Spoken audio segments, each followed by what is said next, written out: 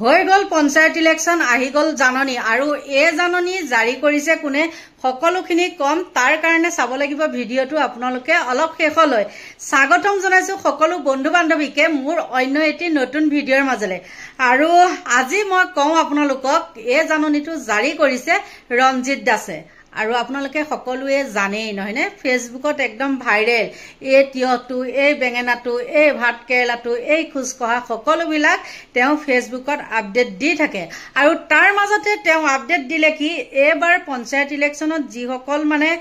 প্ৰতিনিধি জিকিছে আৰু সেই প্ৰতিনিধি সকলক লৈ তেওঁ এটা বৃহৎ ঘোষণা কৰিছে আৰু ঘোষণাটো শুনিলে আপোনালোকো একদম আচৰিত হ'ব আৰু মইতো বাৰু আচৰিত হৈছোৱে আপোনালোক যেন একে আপোনালোকো মানে আৰু আচৰিত হ'ব গতিকে এতিয়া আপোনালোকৰটো চাগে শুনিবলৈ মন আছে নহয় জানো কিনো কথা একদম ডাঙৰ কথাটো হল শুনক এবাৰ যিসকল প্ৰতিনিধি জিকিছে তেওঁলোকক লৈ পেলাই তেওঁ ঘোষণা কৰিছে যে সেই প্ৰতিনিধি সকলৰ যিবিলাক মানে হাজবেণ্ড মানে মানুহজন বা মতা মানুহজন কোনো কাৰ্যালয়লৈ যাব নোৱাৰিব অকল সেই প্ৰতিনিধি সকলহে তাত যাব পাৰিব ইয়াৰ আহাৰৰ ৰহস্যটো কি বাৰু আপোনালোকে এতিয়া হাঁহিবই নে কান্দিবই নিজে কওকচোন বাৰু কিন্তু মই এখিনিতে কওঁ কিয় মতা মানুহসকল কি কাৰণে সেই পত্নী গৰাকীয়ে কাম কৰা অফিচটোত যাব নোৱাৰিব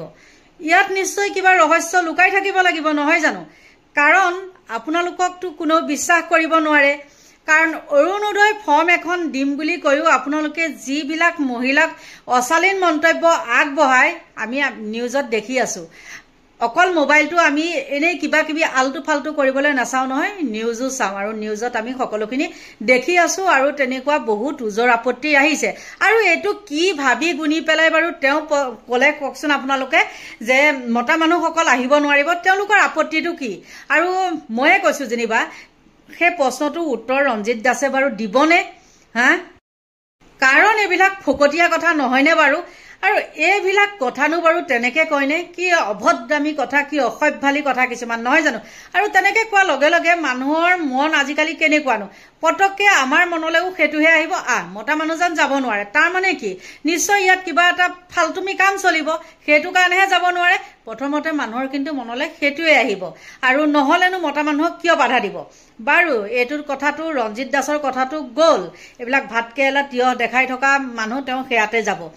গতিকে এতিয়া দ্বিতীয়টো কথা আহো পঞ্চায়ত ইলেকশন যোৱাৰ লগে লগে আৰু মামাও একেদিন আপোনালোকে দেখিছে যে গৌৰৱ গগৈ পিছত লাগি আছে আৰু গৌৰৱ গগৈ সকলো মানে প্ৰমাণ পত্ৰ সেপ্টেম্বৰৰ ভিতৰত দিব আৰু তাতে আৰু এটা কথা আমাৰ চকুত পৰিছে কি মোদীয়ে ইতিমধ্যে আপোনালোকে সকলোৱে গম পায়নে নাপায় নাজানো তথ্য জনাৰ অধীনত যিটো আমাৰ মানে আমি কিবা কিবি ধৰক আমাৰ জানিবলৈ মন আছে তেনেকুৱা এখন যে আইন আছে আপোনালোকে গম পায়নে নাপায় নাজানো কিন্তু মোদীয়ে সেইখন আইন ইতিমধ্যে মানে হেৰি কৰিছে বন্ধ কৰিবলৈ চেষ্টা কৰি আছে বন্ধ কৰিছে যদি তথ্য জনাৰ অধিকাৰ আমাৰ নাথাকে তেন্তে হলে তোমালোকৰ দুৰ্নীতি কথাটো আমি কেনেকে গম পাম তা মানে তোমালোকে দুৰ্নীতি কৰি কৰি টেটু গুৰিলেকে হল আৰু এতিয়া আমি জানিম বুলি হৈছৈ লগাম বুলি বা সকলোবিলাকেতো তেনেকে জানি আছে আৰু সেইবিলাকৰ পৰাই আমি গম পাই আছো নহয় জানো সেইখিনি মানে নাইকিয়া কৰিবৰ কাৰণে মোদীয়ে উঠি পৰি লাগিছে আৰু মোদীক কোনে অৰিহণা জগাই আপোনালোকেতো গম পায়েই আৰু মোদী হল এজন বেপাৰী মানুহ আৰু বেপাৰীয়ে কেনেকৈ বেপাৰত লাভ কৰিব পাৰে তেওঁ হেতু ভালকৈ জানে আৰু তাৰ লগতে আমাৰ কেজন মানে একদম উজান দি আছে মোদী ডাঙৰীয়া গতিকে তথ্য জনা অধিকাৰ আইনটো তেওঁলোকে বন্ধ কৰিবলৈ ক'ত অধিকাৰ পালে কওকচোন আপোনালোকে নিজে বাৰু আৰু আপোনালোকে বাৰু ভাবিছে নেকি বোলে এজনীয়ে কি বকি আছে বুলি বা কিছুমান এনেকুৱা মানুহ আছে মই গম পাওঁ কিনো এজনীয়ে কয় কি তথ্য জনা অধিকাৰ হেতু আকৌ কব তথ্য জনা অধিকাৰ তাৰ মানে কি কিবা দুৰ্নীতি হোৱা কিবা হোৱা এইবিলাক যদি জানিবলৈ মন আছে সেই তাত আমি জানিব পাৰো হেতু হল তথ্য জনা অধিকাৰ গতিকে হাৰুনো কিমান কি কম কৈ উৰকে নপৰে আপোনালোকে সকলোৱে গম পাই আছে পঞ্চায়ত ইলেকশনক হৈ পেলাই কিমান বিলাক দুৰ্নীতি হৈছে কি হৈছে তাৰ মাজত কেগৰাকীমান